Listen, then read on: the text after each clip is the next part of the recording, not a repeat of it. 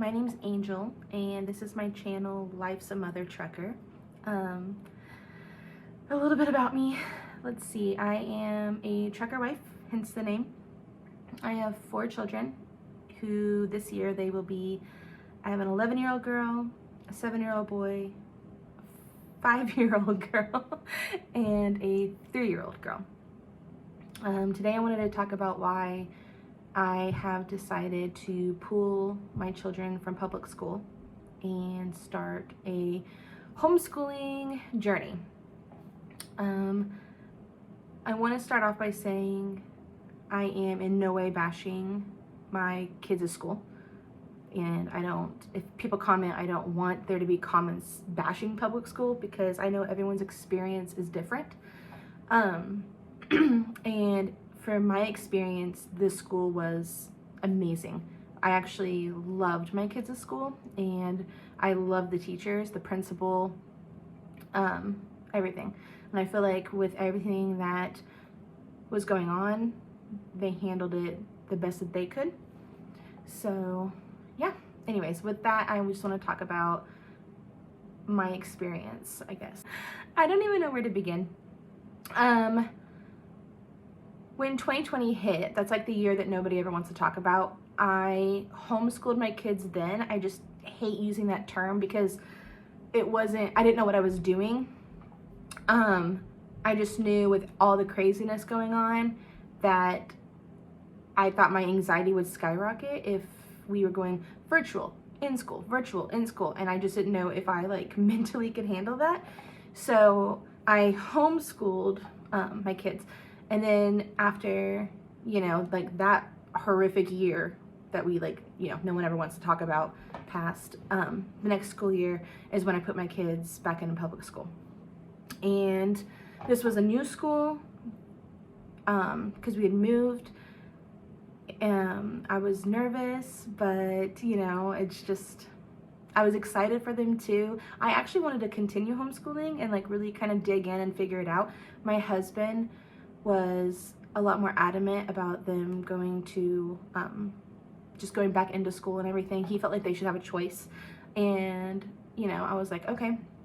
We asked the kids, and of course they were like, we want to go to school, we want to go to public school. So they started public school. I will speak about Luca first. He's my kindergartner. Luca was diagnosed with ADHD, so I was really nervous about him going into a setting where he had to sit still, listen, and he's a great kid. All my kids are actually pretty awesome. But he's a really good kid. And I was just so nervous that he would get in trouble not for misbehaving, but because he would get bored, or just the things that I've seen at home and stuff that he does. He's very impulsive, very emotional, just if you have children with ADHD, then you know what I'm talking about. Anyways, he completely did amazing. He flourished. He was top of his class, which I'm so proud of him. He did phenomenal.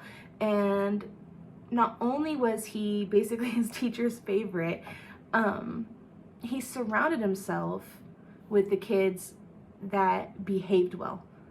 And I was just so surprised because I thought, with his ADHD, he would get overstimulated, and if a kid's acting out, he's gonna join in because it's just going crazy. And it was complete opposite. He made sure that he was around people who were well behaved, good kids, and he was amazing. So it honestly, me going into homeschooling, it's not because of him. And also, for the record, his teacher was phenomenal too. I loved her. But anyways, it's actually because of my 5th grader. So I guess that means now I need to talk about my oldest and the reason why I've decided to pull my kids out of public school. Basically, to keep it short, because I don't want to give names and it was just so much drama.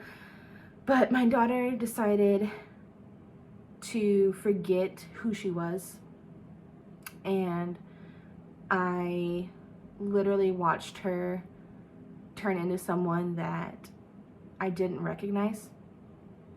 She started hanging out with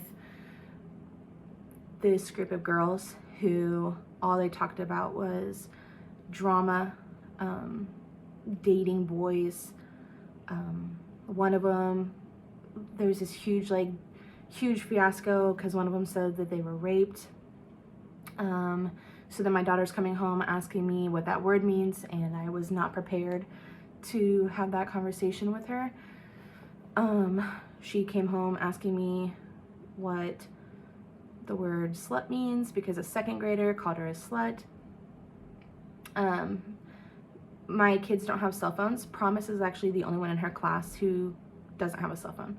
And I was getting, so they had my phone number, and I was getting text messages like midnight, 11 o'clock at night, on a school night. Can I talk to Promise? Can I talk to Promise? And I'm like, no, it's a school night. It just, things like that going on. And then the one kid that everyone in the group, like the little ringleader, I guess, she confided with the girls, Promise and the other friends, and told them that she had taken a pregnancy test and she was pregnant. Keep in mind that these girls are 5th grade, so that means they are 10 and 11. She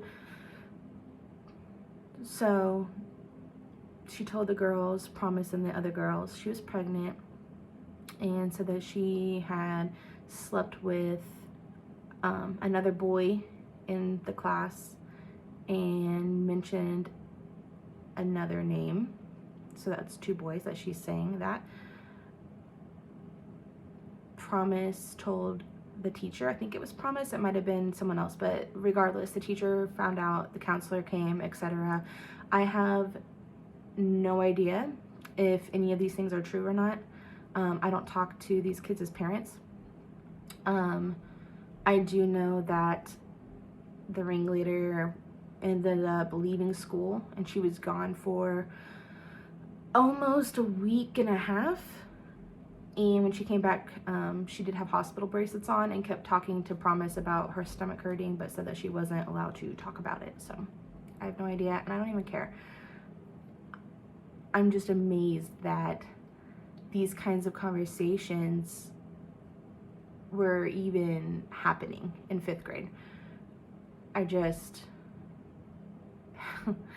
blew my mind. With all of that happening, Promise's grades started dropping. She went from having straight A's the first 2 quarters to just tanking down. And I'm like, what is going on? Well, come to find out, they were in school, in public school, you've got Chromebooks, and the kids had downloaded this app on the Chromebook that they figured out they could do without the teachers being able to. They could see them get into the app, but they couldn't see what was inside. And it's basically like, I think it was called Padly, maybe? I don't remember.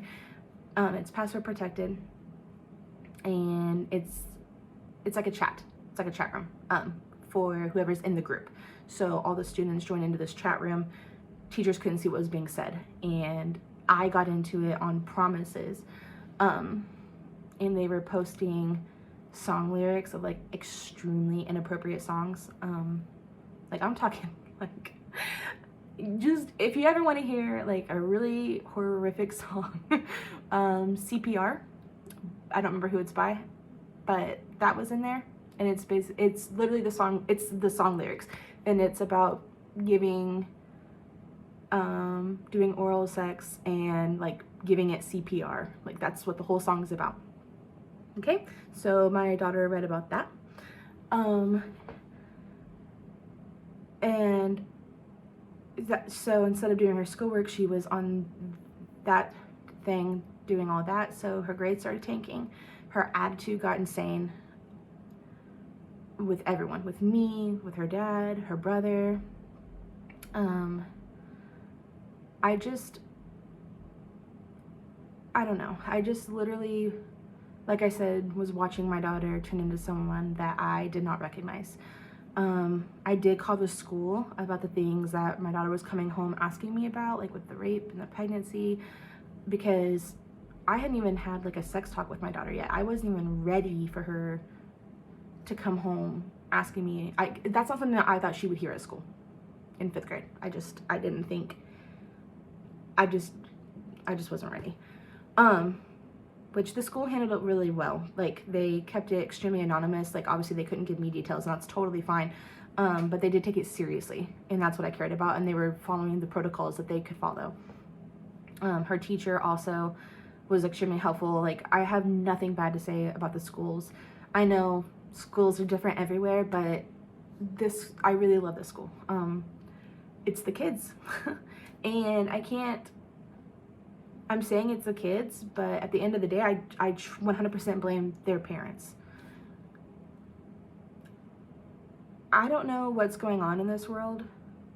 I don't know if it's because electronics have taken over and everyone just gives their kids phones now, and they just have like unlimited access to things like TikTok and YouTube, you know, and just internet access in general. So they're seeing and they're hearing things that they just shouldn't be hearing and seeing. You know, like I said, there's kids that were texting me trying to talk to Promise on school nights at like midnight. So like there seems to be no supervision, and I'm just done. I'm over it.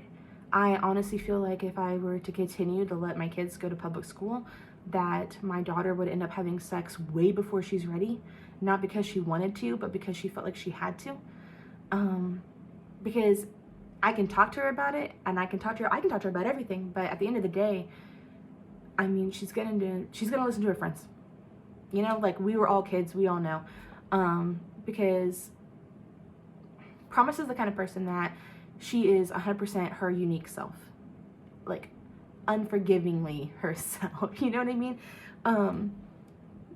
Which is why when she started school, I never thought that I would watch her become someone that I didn't recognize, because she's just always been so true to herself. So that was a really big wake-up call for me. I felt like I failed as a mom. I guess I kind of still feel that way.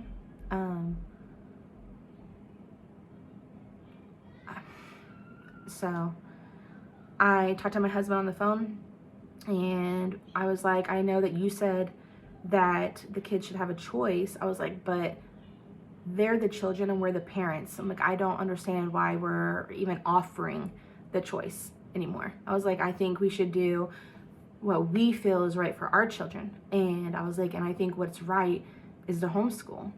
And he agreed with me. I mean, after everything, he was just like, yeah. I know I'm kind of keeping it, like, I'm not going into detail about like all of it, but it's just the kids nowadays. They're not kids anymore. Like, you know,